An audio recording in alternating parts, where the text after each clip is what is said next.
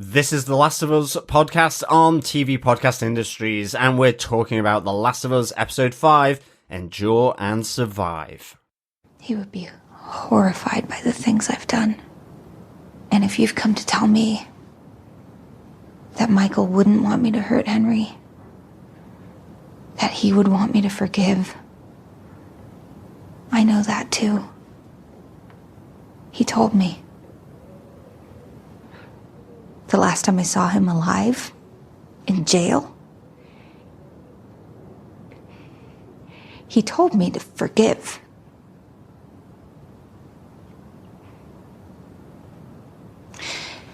And what did he get for that? Where is the justice in that? What is the point of that? Your brother was a great man. We all loved him.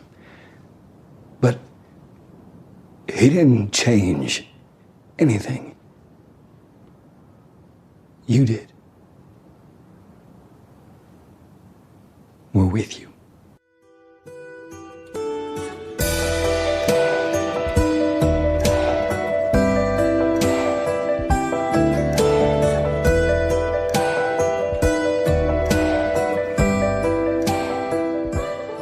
Welcome back, fellow survivors. This is the Last of Us podcast, and we're talking about Episode 5, Endure and Survive, of the Last of Us TV series. I am one of your hosts, John. I'm one of the hosts, Derek. Yeah, early this week. It is, and Dorothy has decided not to go to Kansas after this week's episode. That's very true. That's very true. But the Super Bowl features Kansas City this week, which is why we're getting the episode early. That is true. Yeah. But, fellow survivors, please remember that this is a spoiler-filled episode. And the episode will also air on HBO and Sky Atlantic at the same time as the Super Bowl. So if you haven't watched it yet, don't listen any further. But it is available on demand now. But it did air early on HBO Max and Sky streaming service now as well. And I'm reliably informed if you have Sky Atlantic, you can also download it now. So loads of options to be able to watch it, but it will still air at the normal time. But it happens to go at the same time as the Super Bowl. So they thought better to put it out a bit early. Yeah. So basically you can watch it now on demand, or you can wait until the usual slot. Exactly. If you're not in any way interested in the Super Bowl. Yeah, exactly. But also a reminder, The Last of Us World's End pub quiz will continue in this episode with our fifth question later on in this episode. Once you have all the questions and all the answers, email us with your answers at the end of the season. Should be 9 questions to answer. Email us to feedback@tvpodcastindustries.com. And you can also get an extra chance to get into our draw, which will be for The Last of Us Part 1 for PlayStation 5 or for PC, by rating us on Apple Podcasts and sending us a copy of that. Just email us with the details. Just a photograph of it is all you need. And yeah, hopefully we'll be able to give away a copy of a PlayStation 5 version of The Last of Us Part 1 or on PC. Yeah, good stuff. But don't worry if you're not a gamer. We'll also we'll find that out when we contact the winner. We'll also look for something else if you are really just not a video gamer. Yeah, luckily there's a great HBO store that has some cool stuff for The Last of Us. So there's loads of options, but we'd love to give a game away to somebody that wants to play it as well. Yes, excellent stuff. But before we get into our spoiler-filled review, remember you can subscribe to any podcast catcher of your choice by popping over to our website at tvpodcastindustries.com. You can also send in your emails with thoughts, theories, observations on any episode of The Last of Us for our feedback section to feedback@tvpodcastindustries.com, as well as our Facebook group over on facebook.com/groups/TV Podcast Industries. Yes, looking forward to hearing your thoughts on these episodes. Definitely. But with that, Derek, what are some of the episode details for Episode 5, Endure and Survive? Well, once again, to call out, the episode is based on the PlayStation game written by Neil Druckmann and directed by Bruce Straley from game publisher Naughty Dog. Executive producers for the show are Craig Mazin and Neil Druckmann. This episode, once again, written by Craig Mazin and directed by Jeremy Webb, who together gave us episode 4. So it is truly a two-parter, right? Yeah, definitely. For sure. I mean, I noticed on the Sky streaming system now that there was no previously on. Yes. Which was a departure for this episode. So it's definitely a two-parter for sure. Yeah. It feels like you just watched these straight through, couldn't you? Yeah. Yeah. So I think we did have some feedback there from Donald Dennis last week saying that it was, it felt like a setup for the next episode. So I think watching these two episodes back to back is would be useful. Absolutely. Absolutely. But John, do you want to tell us what they gave us with your synopsis for The Last of Us Episode 5, Endure and Survive? Sure. The events leading to the liberation of Kansas City from Fedra shows a brutal uprising and vengeful response from the people, following 20 years of rape, torture, and murder at the hands of Fedra and their collaborators, that include Henry. With Henry and his brother Sam hiding out with the Doctor-cum-Fedra collaborator Edelstein, they decide to move on when Edelstein fails to return after going to scavenge for food. Leaving their hideout, Henry witnesses Joel's shootout with Brian and the other members of Kathleen's Liberators, and tracks Joel and Ellie. After the standoff between Henry and Sam with Joel and Ellie, Henry proposes he can help them escape the city using a network of tunnels under the city of Kansas. Joel is not convinced, but hesitantly agrees, while Ellie and Sam start to become pals. Entering the tunnels that appear free of the infected, as promised by Henry, they come across an old, now abandoned underground settlement.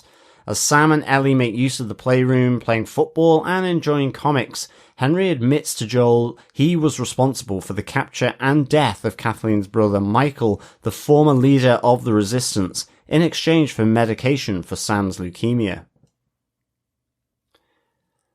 Leaving the tunnels and making their way to safety, the group are attacked by a sniper lookout. Joel kills him but finds he is with Kathleen's group and has radioed in their position. Arriving with her militia, Kathleen prepares to kill Henry and the two kids when a massive crowd of infected breach the ground, including many clickers and a large bloater. In the ensuing chaos, Ellie is protected from afar by Joel and the sniper rifle. Henry and Sam are pinned under a car by two clickers but are saved by Ellie, making their way to Joel's position. As Perry protects Kathleen, the bloater kills him, and Kathleen escapes to confront Henry once again, but is pounced on by a child clicker. Away from the infected horde and holed up in a motel, Sam shows Ellie he was bitten by an infected. Ellie tries to use her blood to heal Sam. But the next morning, the infected Sam attacks Ellie, forcing Henry to kill his younger brother. Realizing what he did, Henry takes his own life with a gunshot to the head. In the tragic aftermath of Sam and Henry's deaths, Joel and Ellie bury them and somberly continue their journey westwards to Wyoming. Ooh, this was a tough episode to watch. Definitely. And we knew what was coming. Yeah. But they really delivered an episode that was about as heart-wrenching as it was in the game. And I think actually even more so because of these characters that we see in here of Sam and Henry. Definitely. I mean, to me, I think this show has delivered some of the best TV. I mean, we're talking about Bill and Frank's episode for sure. Yeah. And again with this one. Yeah. Just really, really quite emotional in a good way, in a bad way, in a tragic way, in a sort of action way. You know, it's just, so good how this is characterizing these people that you're seeing for maybe one episode or two episodes. It's really, really good. Absolutely. And as well, really great set action piece in this with this horde of infected, sort of materializing out of the ground. Absolutely. Let's get into talking about our big moments from the episode, John. I think we should start with the opening scene, which is a flashback. I know each episode we've had some form of flashback to earlier on. This opening one probably the shortest flashback because it's only 10 days from what we saw last episode. 10 days before the arrival of Joel and Ellie in the city is when Fedra has been overthrown. So we have kind of the liberation of Kansas City here by Kathleen and her group. this is so brutal. And Yeah. weirdly, in the game, when you arrive in, it's Pittsburgh in the game, but when you arrive in the city, you see the aftermath of this. You see Fedra people dead in the streets, and you see the graffiti on the walls from this group that have taken back the city from Fedra, but you don't see the brutality that they have here, where you see the Fedra people effectively being beaten mercilessly and being hung in the streets. And Yeah, you see summary executions, Yeah. shots to the head.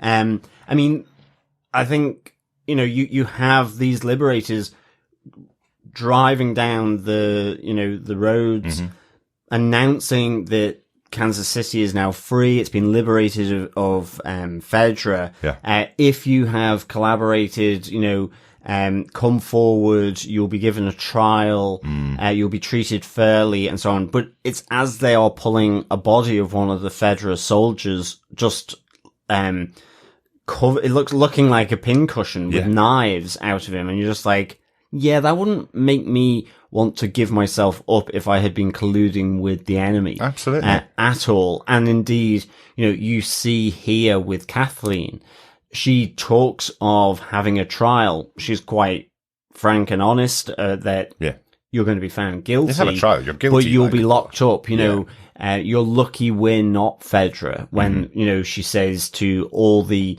imprisoned collaborators from that period. Yeah. Yet, away from them, it's kill them and then burn the bodies. So Exactly. there's no compromise here from Kathleen. She is totally determined around what she needs to do. Yeah. And I mean, but you do hear, throughout this episode, whether it's the perspective of Kathleen, but even with Henry, who had collaborated with them for a very specific purpose, in order to get medication for his younger brother Sam to treat the leukemia that he had. Yeah. You hear that Fedra, even Joel says, we'd heard stories that Fedra here were totally brutal and nasty and savage. And you hear that there's been 20 years of rape, torture, murder. Yeah. And this uprising, the liberation, you totally understand that is justified, is going to happen, but it is, an eye for an eye, effectively. It is, and it's kind of an interesting kind of observation that's in there. As you say, Henry's the one that points out that how the people of the city have been treated, and effectively what he's saying is, well, if you bring people up like this, when they come into power, that's exactly how they're going to treat other people, because they've lived under that regime, and they probably feel that's how you do it, right? You take over the regime, and then you also have to put your foot down and tell everybody, when we're in charge, you can't do the things that you did under Fedra. So, they take out Fedra, they hang people, and they're going to summarily execute every person that collaborated with Fedra, so they can put their stamp on their new rule, effectively. So, yeah, I mean, it's really brutal. It's brutal, but there's no mercy. There's no. It's that idea of no quarter given, and I think you really get the sense of that. That great conversation between Kathleen and Perry in her childhood bedroom, talking about her brother, how he protected her as a young sister.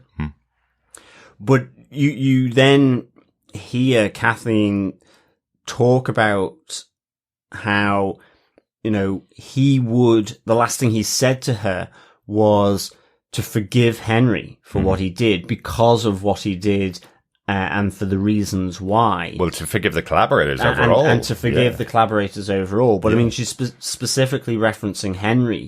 And that was the last thing he said. But that quiet determination of it, she goes, it got him nothing. He got nowhere. You hear Henry talk about how he was selfless. The kind of guy that you would follow into anything. Yeah. And always forgiving. Yeah. But you just hear, Perry say, he was great. Michael was great. He was our leader, but he didn't change anything. Absolutely. You have achieved the liberation. You did what he was supposed to do, and we will follow you, you know, just kind of reaffirming We the are with you. loyalty, Yeah, you know. absolutely. And I suppose that's it. It's that she's been pushed over the edge by the death of Michael. She seemed like she probably wasn't even second in command to Michael. She feels like she was centrally involved, obviously, in this group of resistance fighters as they were. But because he's dead, she's now stepped up and gone, his way didn't work. This is the way we're doing it. And Fedra have now been completely taken out here. And it's very recent as well, it seems. Michael died quite recently, and she's now going after the collaborators, and that's her number one priority. I love that moment when Perry's kind of going, we've just taken over the city, and she's saying we need to go door to door and find Henry, because that's my number one priority, not my number 7 priority. Should we give him a few days to get himself, to find himself a way out of the city, or should we go get him right now? It's absolutely number one priority. So she is totally ripped apart by grief here, and still on tenterhooks from that grief that she's feeling for the loss of the brother that is the leader that they thought was going to take back over the city. Absolutely. So, I mean, it is really kind of interesting. I think the other things I liked here was seeing Henry connecting up with the Dr. Edelstein that we saw from episode 4. And then, you know, him not coming back after he's gone looking for food. You go, well, we know he's got a bullet in the head. Exactly. But also then I love the perspective of Henry and Sam, you know, starting to sort of pack their stuff away to make their route out of this city, and having that third perspective on the battle between Joel and Brian and the other guys. Yeah, I thought that was a cool idea to do, isn't it? So you can see it from the other side. And again, it was almost an enemy of my enemy is my friend, as Henry watches Joel and kind of goes, well, if he's being shot at by these people, then maybe we can link up. He sees how well Joel takes care of the guys that are after him, so he looks at him as a protector, effectively. Yeah, definitely. But one other thing about Kathleen in this episode as well that I really liked, and it's just the justification for what she's doing as well. So again, I do feel she's ripped apart by grief. Definitely. And that's driving her to do the things that needed to be done to take back the city. It feels like Michael had put other people ahead of that. He was willing to forgive people, which probably meant that he isn't able to just take those steps that some people need to take back the city. There's a great moment in the confrontation between Kathleen and Henry towards the end when Kathleen calls to Henry to come out. Henry says he will if she releases the kids, if she allows Ellie and Sam to get away. And Kathleen lays it all on the line and effectively says, they're both going to die as well, because Sam's with you and he has to die. He's not more important than anybody else in the world. And because you treated him as a person that's close to you as more important than everybody else in the world, my brother died and many other people died because of that decision that you made. Yeah. He's not more important. Kids die every day. In this brutal world that they've lived in for the last 20 years, you know, people have been taken over by this infection and turned into monsters, killing their friends and family effectively. So this is not a world where you get to choose that your person is more important in this world than my person. No, absolutely. And I love how she starts that off as well. She go, you know, Henry kind of is almost pleading with her initially, saying, you don't understand. She goes, I do. I know the reasons why you did what you did for your brother to save his life. And then goes into that. You know, it's that kind of notion where you'd go, Henry's rationale for what he did, you can see when he tells Joel, is understood by Joel. Exactly. He sees what he was doing, and yet here, this is the person where that choice, as you say, impacted her brother with torture, interrogation, and ultimately death at the hands of Fedra. Exactly. And you know, it obviously should be stated here that she is talking about brother versus brother here. Her brother Michael is dead because Henry saved his brother Sam. You know, that's effectively the choice that she is saying he made. You chose your brother over my brother. So I love it. I love this. It's not that I agree with, I want to be really clear, I don't agree with Catherine's motivations here, but I love that it's explained. And that's really important in this expansion of this world in The Last of Us. The idea that you have all of these side characters, these people that Joel and Ellie are meeting on the road, where you can understand their positions, you can understand why they're making the decisions that they're making. I think it's fantastically done. Craig Mazin is really adding to these characters. Definitely. And that's one of the best things that we've talked about this season so far. You know, you tend to watch TV shows where you have your group of heroes or protagonists at least, and then some antagonists, and you never really get to identify with the antagonists. But as I mentioned earlier on in this season, one of the things here is every single person's life was changed 20 years ago, and they're showing you that everybody else has a life outside of what's happened when they're meeting Joel and Ellie. You want Joel and Ellie to get through, but every other person has a life and a motivation and something else that's going on in them. And it's one of those things where you're going, it's often said that one character could become another character if they're in those circumstances, but you're really seeing that here. Absolutely. You know? Absolutely. I think the insertion of these expanded storylines, certainly with Kathleen, but even those like with Henry and Sam, who are, you know, part of, the main game here. That this is all based off. I think the insertion of them really good, just in terms of that perspective, but just what they bring to the dynamic, you know, of Ellie and Joel, particularly Henry and Sam. I mean, I absolutely thought both Kayvon Woodard as Sam was superb. I absolutely was transfixed. Oh yeah. Just the responses, reactions, how, with Ellie, with Henry, the expression, there was something really much more older and wiser about it than you would think. And I think he amazingly captured sort of the terror of a young kid with hearing impairments, you know, even when he bangs on the table to say, you know, what are you talking about? As Henry's sort of laying out the plan to escape from Kansas City to Joel, you know, or then having Henry effectively including then Sam in by saying, how are we getting out of this? You know, after the questions from Joel, and it's Sam that answers him through his little pad with that. I can't remember what it's called now, but it's like Etch-a-Sketch kind of paper. I remember that where you write on it and then you could wipe it immediately by lifting it up.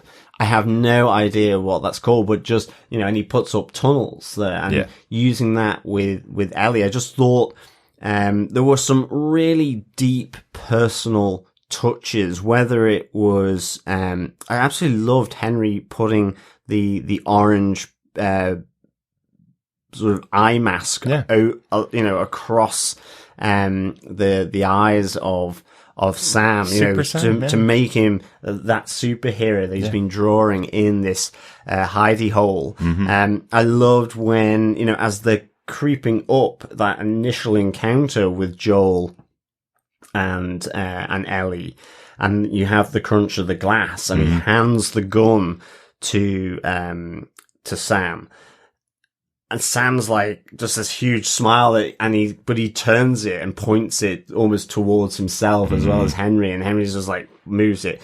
Just some of the interactions I thought were really just so great.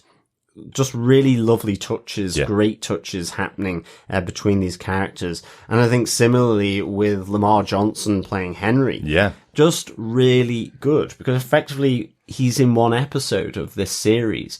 These little touch points, these sort of deep moments and personal moments with his younger brother that he loves and is caring for and is protecting. To the point where, you know, as he says, I'm the most wanted man in Kansas City. To Joel, and Joel's probably the second most wanted, and he's probably the second most wanted. But you know, I feel like you've been with these two characters for an awful long time, and they don't feel just like drop-in cameos. Exactly. They feel really integrated into this story, and they really add that dynamic to Ellie and Joel's relationship. Agreed.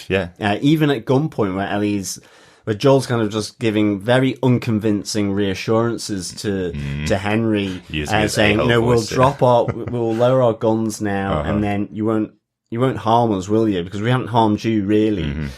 And Joel's response really isn't very convincing, and it's like Ellie's, He always talks like that. Yeah. You know, or He's using his a-hole voice. yeah, where, you know, the assumption from Henry that Ellie is Joel's daughter, and they both answer, I'm not his daughter, she's not my daughter, Yeah, you know, yeah. in the tunnels. Just really, really good. Absolutely. Absolutely. And I must say, there's something about Lamar Johnson as well. Like you mentioned about Kevin Woodard being older than his years, but I do think there's something about Lamar Johnson and how he plays that role of the older brother, that he does seem much older. He seems on the level of Joel. But later in the episode, you see that he is just a kid himself. Yeah. He's a very young guy. I can't place what age he is, but I feel like he's maybe late teens, early 20s, but at times he seems much older than that. Yeah. But there's that moment when the shot rings out, the sniper shot first rings out and he tries to run away, that he feels like a kid running from a gunshot. Yeah. Get me out of here kind of thing. It's something about how well he's got this character down, that he can play both styles of him. But that's it. It's like when Sam hugs Henry in their hideout, when realize that Edelstein's not coming back. Yeah. And he does the same, and then he puts the orange paint to make him Super Sam. It's just like both of them. It's just, you know, that sort of protective, sort of reassuring hug. But then you see just the hands and the comforting kind of strokes just to kind of calm things down. And it was just like, it just felt really real. I must say I was blown away by these two. I thought the touches in here, even the conversations between Henry and Joel, and in particular with Sam and Ellie. Yeah. Those was really, really good. Do you know, there's something about ASL, about watching sign language between two people that know it really well, that kind of shorthand almost that they have with each other. There's something about it that's really engaging to watch between these characters. Just even the introductions between the four of them, because Sam has to get across and has to ask additional questions so that he's being involved. So Ellie introduces herself, and then Joel's given the nudge that he also has to introduce himself, even though Joel's a really private person that doesn't give away information easily. There's just something about the intimacy of those kind of moments, because you have to kind of give an extra explanation so that it can be translated through ASL between the two brothers. I think there's something really, really engaging, and I'm glad they made that choice with Sam. It's such a heartbreaking, obviously, story that we have in this episode, but I think it's doubly so because of these two characters so well performed by these two actors. Great job by them. Yeah. It is so tragic and emotional and upsetting at the end, because in such a short space of time, all these characters have shown just that personal, deep touch with their other, you know, whether it's Henry and Sam, Ellie and Joel, and between one another. I mean, we have Joel offering that they come along with them to Wyoming. Absolutely. Which wouldn't have happened. There's conversations between Joel and Henry about, you know, when Henry ultimately says, I'm worse than Kathleen and Fedra because I was a collaborator. And that puts him effectively on the back foot with Joel, because he's like, oh, you're a rat. And, you know, he becomes wary of that. Yeah. But then he understands the reasons why Henry did what he did. Yeah. But you also get the feeling that Joel doesn't have very many relationships, and now that Tess is gone, I don't think he has any. No, exactly. Really, yeah. And I mean, I think, you know, one of the points for me really is Sam and Ellie. You know, I love that moment down in the tunnels in that former sort of safe house where, you know, this community had been built, and you're kind of in the early school part of it. Yeah. And you see Ellie and Sam just coming to life in their shared love of the same comic, Savage Starlight, but also then, you know, playing football together, you know, kind of forcing Joel really just to sort of chill, relax for 15 minutes, 30 minutes, just because there's actually stuff to do here, as Ellie says, you know, even up in no danger and even up in the skyscraper where they're kind of talking about how to escape, and you hear the two of them laughing, and you see Henry look over, and it's like, I've not heard that in a while. Yeah. Her wonderful pun book once again. Yeah, the Getting pun book, laughters. exactly. Getting those laughters. But I mean, it all culminates. You see Ellie going out of her way to effectively kill the two clickers that have got them pinned under the car, whilst in that attack in that residential area. But it all kind of comes to that head at the motel after they've gotten to safety, where it's just Ellie and Sam in the bedroom together. They're chatting, they're talking. And Sam is asking those questions, are you scared? Do you get scared? And initially Ellie's trying to sort of, in a sense, make a joke out of it so that she doesn't maybe worry him, and so on. But he's like, it kind of falls flat with him, and she realizes that, and it's like, I'm afraid of being alone. And he opens up with the fact that he was bitten by one of those clickers on the leg, back at the big fight and battle. Yeah. And it's just really so kind of sort of meaningful. I was just blown away by these two, in these scenes. Yeah. And again, she just wants to help him. And so, my blood is medicine. Yes. And does that, it's almost like a blood brothers type thing of sharing that blood in the hope that whatever protects her will go into Sam and protect him. Yeah. And then the tragedy that it's not worked by the next morning. Exactly. It's even just the way that Sam asks that question on his board when he says, if you turn into a monster, is it still you inside? Yeah, exactly. And interestingly, that made me think back to that moment earlier on in the season when Ellie cut open the infected and saw the cordyceps inside its head. Remember, she's been bitten for weeks now. Yeah. Is that what the inside of her body looks like now? Yeah. And that must have been what she was thinking when she cut it open. It probably isn't, because the infection hasn't spread from her arm, but she's seen the inside of one of these infected now. So, and the poor kid, Sam, is asking this question of her. But in the morning when she wakes up and sees him staring out the window and calls to him, and you think, well, he can't hear her, obviously. So she comes around the front of him, and he has been turned into one of the infected. The infection has spread now, and he pounces on her, takes her through the door. And then the battle in the room, effectively, between the two of them, and acting on instinct, Henry picking up the gun to stop Joel from intervening and killing his brother, and then realizing almost instinctively, that he needs to stop this monster that's now in the room and shooting Sam. It's that instinct that's so powerful in that moment, that he's just killed his younger brother, but he couldn't do anything else. His brother's already gone. Exactly. It's the realization he's just killed his brother. Yeah. But was between a rock and a hard place, because his brother was already gone. Exactly. Yeah. And just that's been his whole raison d'etre. Yeah. It's made him the most wanted man in Kansas City. Exactly. It's lost him friends. It's had him haunted. And many of the members of Kathleen's group as well. Exactly. And it's all ended in this moment. And he's, after doing all that to get the pills to save him from the leukemia and from death has come on him finally. Yeah. Through him shooting his own brother. Yeah. Even though he's already gone. He understands that. And then it's that whole realization, the despondency of it, and, he takes his own life. Yeah. Yeah. Brutal. It was really, really sad. Yeah. I mean, it really was. And I mean, even just then, the moment of them being buried, because you won't see Ellie and Joel burying many people.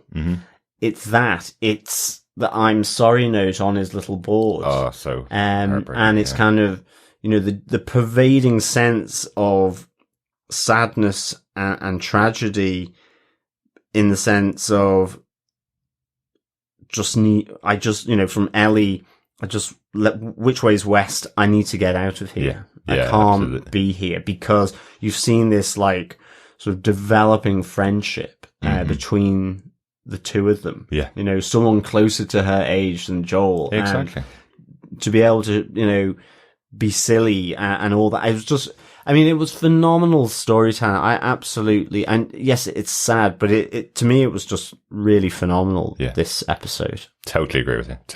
Really, really good. A really sad story, but so well put together on screen. I think we should. Is it lighter to talk about the big action scene in the episode? I don't guess know. so. I mean, look, it is the bloater battle. Yeah. You know. Yeah. This bloater is from the game. Can I just quickly say this whole sequence from when they arrive out of the tunnels. This whole sequence is my absolute favorite segment of the game. When there's a sniper trying to pick them off from the end of the road, they can't find exactly where he is. Joel has to go up and take him out, and then Joel's on the other side with a sniper rifle while the other three are being attacked by the militia and by infected, while he's up there with a rifle that he has to keep reloading continually. My absolute favorite portion It was of the game. superbly And so well put together. Superbly done. I mean, it felt like the infected were a bit quicker than what they normally were. Yeah. For sure. Yeah. There's obviously this underground network of them. We'd heard that Fedra 15 years ago had sort of forced them underground and had kept them there. And then 3 years, at least within the tunnels in Kansas, under Kansas City, they had sort of driven them back from those as well, or cleared them at least. Yeah. Which makes me wonder about that hole that we saw, or the developing hole that we saw last episode. Was that them underneath, or was that just saying that the foundations were starting to crumble underneath that building? I don't know. I have a feeling that because they've been pushed underground, that they are moving underground. Or maybe it's just simply, it's been 10 days since Fedra were doing it, and maybe Fedra knew that they had to patrol those areas to stop the bloaters and infected from getting in and the clickers from getting into the city, and now because they haven't been there, they're starting to seep back into the city of Kansas. Yeah, I guess so. I'm assuming that there is... We know that there's this network between the infected, as we saw from episode 2, and with the noise and everything happening in this residential district. Yes, it wasn't the city, but it was still a residential district of Kansas City. Exactly. Yeah. So if they hadn't popped up there because of that explosion from the truck, they would have popped up in the city and may still do, because they obviously need tunnels. Exactly. Yeah. Because it's not, they're humans and big swole mushrooms, effectively. Bloaters. Yeah. I have to say that moment as the truck that Joel has killed the driver of starts to sink into the ground, and everybody that's there just turns towards it as it starts to fall to the ground. I love that tension that's in that moment. And it was something that I was thinking about. Remember, again, these people have been under the control of Fedra for 20 years, and Fedra drove out the infected from the city 15 years ago. Most of these people wouldn't have had much fighting against the infected. I presume there may have been instances occasionally, but this entire militia, even though they're all armed to the hilt, trying to take on this massive horde of infected that's attacking the clickers, the bloaters, and the infected that are all pouring out of these holes, they probably haven't faced anything like this at all in this world. Well, certainly not a bloater as well. Well, true. I wondered if they know about bloaters. I think they do. I get the impression, certainly Perry and Kathleen do. Maybe, yeah. Henry definitely talked about clickers, so he's definitely heard about clickers before. He's very impressed that Joel and Ellie were able to get away from 2 clickers. Yeah. He knows he's made the right choice there. Poor Perry, effectively... Ooh. His death at the hands of the bloater is how you die if you're Joel, and repeatedly when you come across a bloater, which is they effectively, separate the top part of your head away from the bottom part. So now it's done in from a distance, shot from a distance, but you see it and you're like, I can see why they did that from a distance, but they very really, used to that in the game, didn't you? Yeah, they really do. They captured how the death at the hands of a bloater happens in the game as well. Yeah, definitely. So really good. I mean, loads of clickers as well. We see a child clicker as well. Oh, that one that climbs in through the window behind Which Ellie, was who's the kind of movement of it was so amazing, amazing. Just that kind of rolling. Yeah, you know, there's moments when good. I'm kind of going, is that rolling Yeah. almost like, you know, Yeah. real kind of staccato type jerky movements. There's moments when I was kind of wondering whether it was CGI or something, because the movements would feel completely inhuman, or whether it was augmented maybe with a bit of computer generated graphics. You know, I wonder if it was something like that, but absolutely loved it. One thing I do want to say though, they have referenced quite a lot throughout the show this idea that not every shot hits its mark. I do like that when Joel's trying to stop the truck from coming down and using the rifle, he doesn't hit every shot. He's trying to just get one shot to take out the driver. He does do many shots to try and take out the driver. Ellie is as well trying to use her gun, and she empties the gun of all of its bullets and then has to make another plan. That's something that feels really in keeping with the game. And then I do like that Joel takes a breath while he's protecting Ellie from the infected, and is literally just taking one shot to take out an infected and not losing it. His shots are way better than mine were in the game. I think Ellie died quite a few times when I was trying to do that scene. Same with Joel many times when he's got the gun. But I liked that they made the distinction between those two things. He's trying to take out a moving vehicle, and he's shooting almost a bit more erratically, let's say. But because he's trying to protect Ellie from the infected, he's being very methodical and watching the most dangerous ones. I suppose he has the benefit of knowing that if she gets bitten, she's not going to turn, but if she gets ripped apart, she's going to die. Exactly. So he's really focusing on the ones that are going to hurt her most, I suppose. Yeah, definitely. Loved it. Absolutely loved it. Yeah, it was really a great sequence here, I think, of action. And ultimately, another child clicker gets Kathleen, unless it's the same one that got into the car. I think it's the same one. I think so too. It gets back out through that window, I guess. Gets back out, follows kind of the so. scent, I guess, to some extent. Yeah. But well, it's the noise. Yeah. She shouts stop at Henry and Sam and Ellie as they're escaping. She stops them, shouts stop, and that noise attracts the jumping clicker to kill her. Yeah. But Kathleen ultimately being taken down by a kid clicker. Yeah, being beaten to death and then eaten. Yeah. Really brutal. But again, a great moment of really tense action. This show has got the balance of both things in this episode. You know, there's lots of character development in here, so great character moments in here, and we also get this massively extensive action sequence. Loved it, absolutely loved it. Definitely. And there's also that thing, because of the mycelial network within the show that we talked about before, this connection between all of the infected at the end of it, where it's like a wave as they turn and head back towards the city. Right at the end, as the bloater kind of leads them away from where Joel and Ellie are, so it turns them round and they turn in a wave and go away. It was similar to what we saw in the second episode when we were first introduced to this version of the infected. But I love that way of kind of ending this battle, as they basically killed everybody around them, and now they're following them back to the city. So the bloater is pretty indestructible. He seems like it, yeah. We got an entire clip from Perry unloaded into him before he lost his head. Absolutely. Yeah. Anything else about the episode that you want to talk about, John? That seems to be kind of most of it. Yeah, I think it's just some of the dialogue. I mean, I forgot to mention with, as Henry's laying out the plan, and Joel isn't really convinced. I mentioned about, I just loved sort of frustration from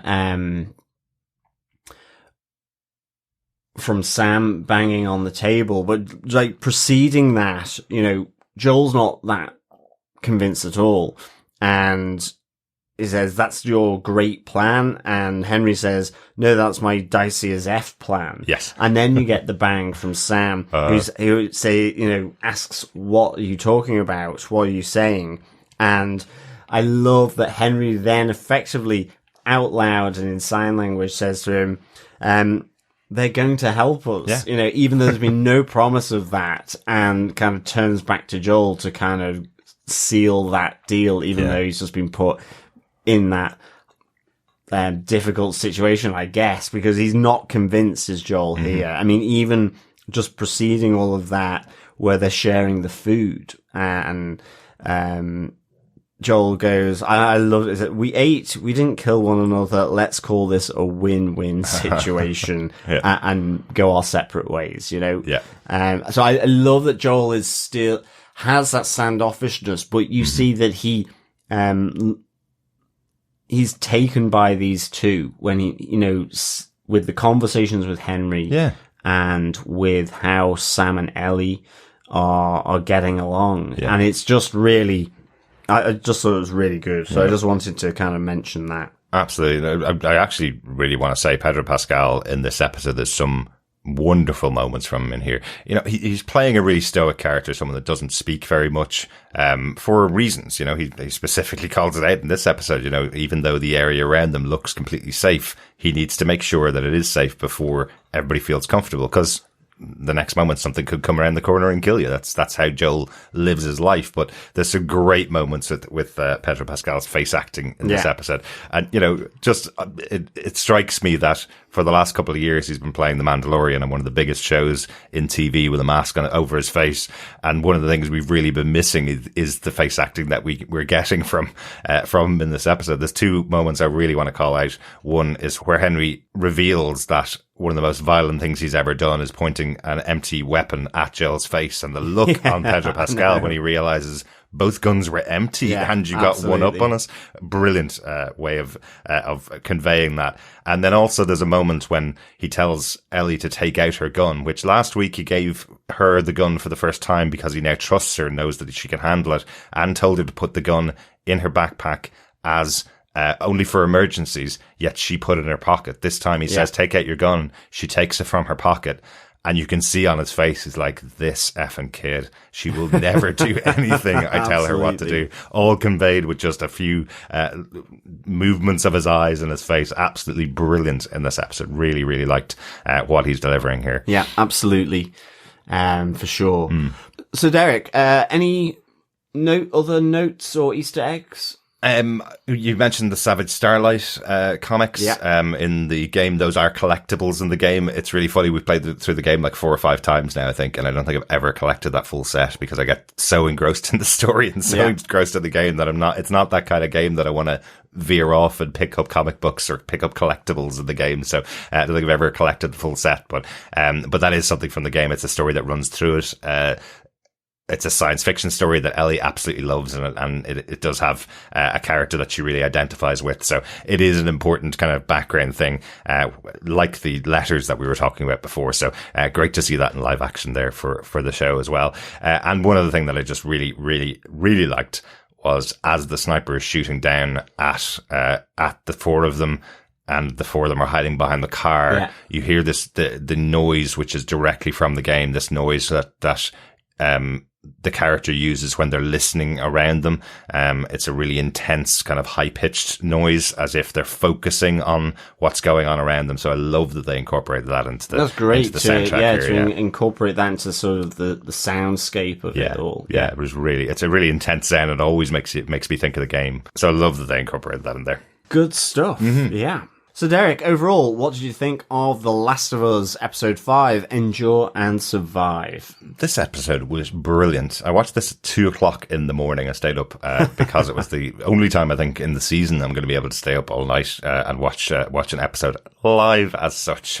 So stayed up and watched it, was wide awake after watching the episode, totally emotionally drained by what went on. Even knowing what was going to happen, they did get me.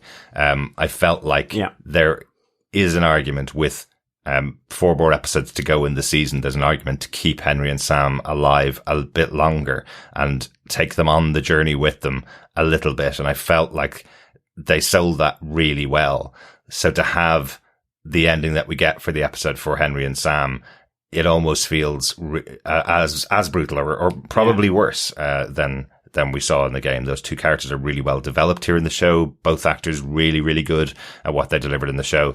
And again, Pedro Pascal and Ellie, really good central characters in here. So you are rooting for both of them, but now you're rooting for some more people around them. Yeah. It's like with Bill and Frank as well. You know, you're rooting for them. Exactly. Yeah, it's really good. Yeah. And Melanie Linsky's Kathleen in this episode, while her character only appeared in these 2 episodes, I think she's given such a good performance and Absolutely. such good writing behind her as well, of course, and the direction of the episodes. But she is just delivered this great iconic performance of a very interesting leader for this type of militia. Damaged almost. Yeah, absolutely. And torn apart by grief, as I said earlier on. She feels like the type of person that would step up after 20 years of trying to fight back against a group that's been beating and murdering and raping everybody in this city. You know, they have to fight back, and she feels like someone that's damaged by those experiences, and has now lost it completely because she's lost the only thing that mattered to her brother. So, absolutely loved her performance. I'm so glad that we got to see this in the show. A brilliant episode. Another brilliant episode of The Last of Us. How about yourself, John? Any final thoughts? What did you think of The Last of Us episode 5? Same here. I mean, I don't know whether there's an awful lot I can add. I mean, I would give this 5 swole puffer shrooms out of 5. I think this was phenomenal TV in the same way that Bill and Frank's episode 3 was. I'm just absolutely loving how they're fleshing out the story, such as with Kathleen's character here. That motivation then coming into the adaptation with Henry and Sam's, who are in the game, but again, being adapted and fleshed out. You know, you get the sense they're coming out of the city, but you don't really get that sense why, unless they're, unless there are notes around that sort of informing this, but I never sort of picked those up. So I thought the acting of both, Lamar Johnson and Kayvon Woodard were just phenomenal. I thought it added so much to Ellie and Joel as well, and just the 4 of them were great. I knew what was coming, but I was thinking, are they going to adapt it where they're on the road for a bit longer? But I love how it is being kept as there's no sort of Christmas Day in a sense. It's the fun moments, the happy moments are fleeting and few and far between. That when they hit, like with the laughs of Ellie and Sam when they first meet, or in the schoolroom, the children's schoolroom, or even just with Henry doing the paint on his brother's face, they really pop massively. They do, as something out of the ordinary for this brutal world. The flashback and backstory of the fall of Fedra in Kansas City, again, just illustrating that brutality, as well as then the big action sequence. Great to see a bloater. Great to see like loads of clickers. You know, there's a proper kind of almost pitched battle going on here. With this swarm of infected. So for me, this was just really awesome stuff. And again, each episode is making me want to just sort of go on to the next one. I'm glad I've got the week in between to just get really excited and hyped to get the next episode on. So 5 swole puffer shrooms out of 5 for me. I'm really sorry to break it to you. We've got 9 days to the next episode. Well, that is true. It's a little bit longer. Well, it's a little bit longer this time. But I think that's okay. I think because this was kind of a 2-episode contained arc where we learned what happened in the fall of Kansas City, right? We had the liberation of it at the beginning of the episode. The end seems to be this swarm of infected going back to Kansas City. I don't think it's going to survive this, unfortunately. I think Dorothy will be clicking her heels. I think she wants to go to Oz. She wants to go to Oz. One tiny thing that I just forgot to say, because I just loved the delivery of the line, and that confrontation between Kathleen and Henry. I know we don't normally do this, John, but I did really like this moment where she's saying to Henry, you chose Sam over everybody else. He's not that important. Maybe he was supposed to die. Kids die every day. You think the whole world revolves around him, but this is what happens when you F with fate. That's what she says to him before she's about to kill him, because she's effectively saying, Sam doesn't matter at all. But I just love how it was delivered, and I forgot to mention it in the episode. So at least we have our podcast. We don't normally break our rules as to where we put that stuff, but I love that moment. I think we need to go for a drink, John. I think we do. Let's steady the old hands. Yes. Drink to get the nerves behaving once again. Yes, fellow quizzers, fellow survivors, it is the World's End pub quiz for The Last of Us. We are on to question 5 for this episode, Endure and Survive. The quiz question for this week's episode is, what issues of the comic Savage Starlight do Sam and Ellie have between them? Yes. It's a great little Easter egg in there that both of them are collecting the set of these comics and don't have all of them. So check that out. John, do you want to give that question one more time? Yes. Which issues of the comic Savage Starlight do Sam and Ellie have between them? So that is the issue number that each of them have. Exactly. And send in your answers to feedback@tvpodcastindustries.com. You can send them in one at a time for each episode, or preferably all at once, right at the end, so we can compile and see who is the World's End pub quiz winner for The Last of Us. Absolutely, and that person will get their hands on a copy of The Last of Us Part 1 for PlayStation 5 or PC. I think the closing date for this is about the 20th of March. Yes. So it's about a week after the final episode airs. We'll come back, do our wrap-up for the season, and award the winner for the pub quiz for this year. Yes, so good luck, fellow survivors and fellow quizzers. Absolutely. We'd also like to take this moment to thank our patron supporters for their support over on Patrons, including Philippe, Gurgle, Florencio. Thank you so much, Philippe, for the support that you're giving to the podcast. Really, really appreciate it. Yeah, absolutely. Thanks, Philippe. It's so good to have your support over on Patreon. You can support us if you want to over on Patreon. You can just go to patreon.com/TV Podcast Industries. You can support us over there for any monthly amount. Or if you want to just do a one-off donation to the podcast, you can go over to buymeacoffee.com/TVPI as well. And thanks to everybody who's been supporting us over there. We couldn't bring you the podcast without it. So thanks so much for that. Yes, absolutely. And of course, you can support us as well by sharing and subscribing to the podcast. Yeah. Share it with clickers, bloaters, runners, or family members even. But of course, pretend you've got cordyceps and you want to share it with everybody. There you go. But of course, remember that it is because sharing the podcast is sharing the love. Absolutely. Indeed. Yes. A little bit of feedback for this episode. Obviously, as the episode came out a little bit early, people are watching it in different ways. So we have got some feedback in on Facebook from Victor Von Doom on this episode. He says, I am totally down with this story. I watched a few game walkthroughs on YouTube and the show's resemblance is striking. Kathleen's lust for vengeance was regrettable as it cost the lives of many of her followers. Her people seem to follow her more out of respect for her dead brother, though. I enjoyed Ellie shepherding Joel through their meeting and meal with Henry and Sam. The bloater was horrific. It seems it was more interested in killing than spreading the fungus. I was sad to see Ellie's failed attempt to save Sam. Did the brothers fare any better in the game? Thank you, Victor. Sadly not. This is a straight adaptation of the game. Yeah. As far as I know, I think the only thing that's different is, and I hope people who haven't played the game don't mind me saying this, I think the only thing that's different is Sam doesn't reveal that he's been infected the night before they go to sleep. I think he reveals it in the morning and turns pretty quickly. I think that's what it is. So it's but effectively the end result is the same, sadly. Yeah. And it is a shock in the game. You know, as I say, it's almost like the happy moments are so fleeting because of these tragedies. You know, it's just really interesting. Effectively, there's quite complex moral discussion around these liberators and how their response to liberating and what they were doing to the collaborators, what the Fedra used to do, what Henry has done, like what Joel has done in the past from the conversations with Ellie. And in particular, you know, what Kathleen is doing, this personal drive for vengeance. Yeah.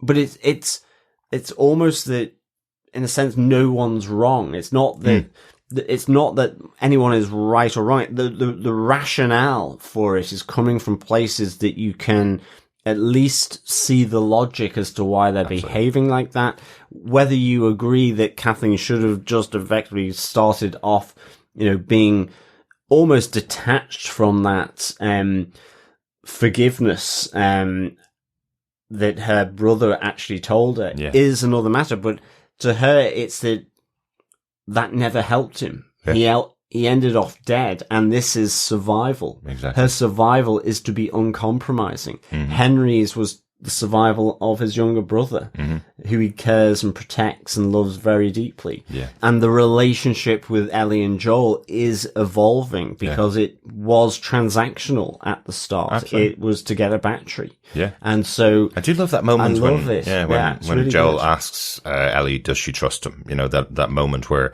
she realizes she does actually trust Joel to do the right thing, to save them and protect them all. Although thinking back on it, there is a moment where he looks out over at the bridge, and I was wondering whether he was contemplating whether to run for the bridge on his own or should he go and save them. But he wasn't going to do that. No, exactly.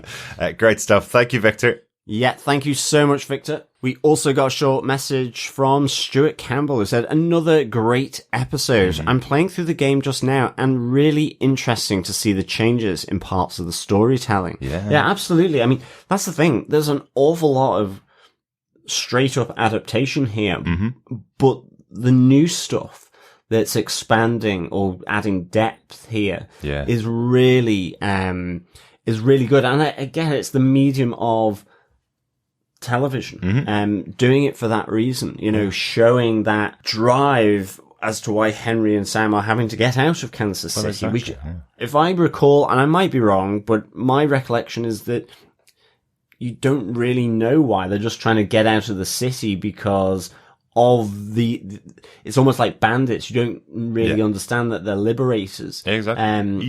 Kind of. To an extent, at least initially, You feel like Pittsburgh has been liberated, but you're not 100% sure who the people that are there are. And in fact, because they attack Ellie and Joel straight off the bat. Yeah, exactly what I was going to say. Joel and Ellie seem to be up against them quite a lot throughout the game. But it is really interesting, isn't it? Because in the game, you probably spend, depending on how many times you die, of course, but you spend about 30 hours with the characters. So the show's going to have less time with your characters in the 9 hours that it's showing on air, but it is much more expanded because you aren't doing anything. You don't have the controller in your hand shooting people or controlling anything. So the expansion that they've done in this show, what Craig Mazin has delivered for the show is fantastic. Absolutely love it. Absolutely. Yeah. Thanks, Stuart. Yeah, thank you so much, Stuart.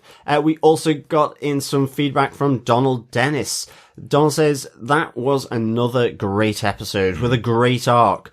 While it was contained, it was also a payoff which completes last week's episode. I am still loving the diversity in cast and story, especially how it all feels very natural. Unlike some shows which feel like they were cast from a diversity checklist, The Last of Us is weaving together a tapestry of realistic relationships and tragedy in horrific circumstances. After the great big action scene, I really thought Henry, the older brother, had been bitten. The way he was tearing up and telling Joel what he had done and why he had done it. I was ready for him to show Joel he'd been bitten and ask Joel to bring Sam along. And having Sam sitting there facing the window with Ellie in the room was creepy as all get out. Unmoving, looking at the source of light while waiting to hear something, which that body may never be able to do, even with mushroom regenerative powers. One question, who wrote I'm sorry on Sam's sketchpad? Was that something Sam wrote when he was turning, or was it something Ellie wrote before placing it on his grave? Interesting. Yeah, good question there, Donald. At least, I think from my side, I assumed it was from Ellie to Sam because her attempt to try and cure him, with her blood didn't work. Yeah, I agree. That's how I took it. Yeah, I felt like it was her. We'd seen the writing from her to Sam, and his writing looks a bit different. And I was just thinking it is an apology from Ellie to Sam. Yeah. But I absolutely loved it. It's a really, really sad point at the end of the episode as they walk off into the distance with the graves behind them. It is a really melancholic moment at the end. Absolutely. And Donald, I think you're right. Henry sitting there with Joel, there is that presumption, certainly given them being trapped by the two clickers, that he has been bitten could have been bitten as well. And I like that kind of feeling, that Joel is going to suddenly find himself with another companion that he didn't expect here. So really glad you're enjoying Donald, and completely agree with you. A really great episode, and a fantastic arc over this and the last week's episode as well. It would be funny if you had Joel getting to Wyoming like the Pied Piper with like 20 kids around him that he's been picking up in every city as he went. That would be a very weird change for the character, given how the series started. Absolutely. Brilliant. Thanks so much, Donald, for your thoughts. Yeah, thank you so much, Donald. And as we're recording early, hopefully we'll get some more feedback in on episode 5, and we'll talk about it on our podcast on episode 6, which of course is coming next week.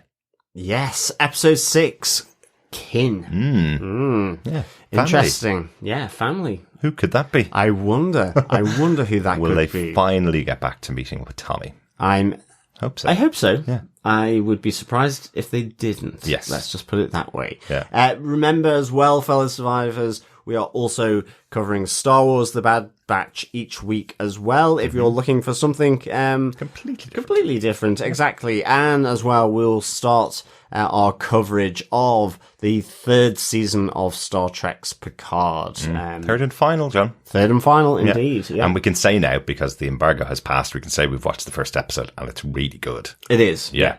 Really looking forward to watching the rest of the season. So we will have our podcast out for Star Trek Picard after it's been released on Prime Video over here in Europe, and on Paramount Plus in the US and Canada.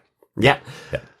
But thanks so much for joining us for the Last of Us podcast. Hopefully we'll see you back for any of those shows and all of those shows in the future. Just subscribe to tvpodcastindustries.com to get access to all of them. Speak to you next time. Yeah, thank you so much, fellow survivors, for joining us for the 5th episode of The Last of Us. But in the meantime, until we're back, remember, keep watching, keep listening, and keep surviving.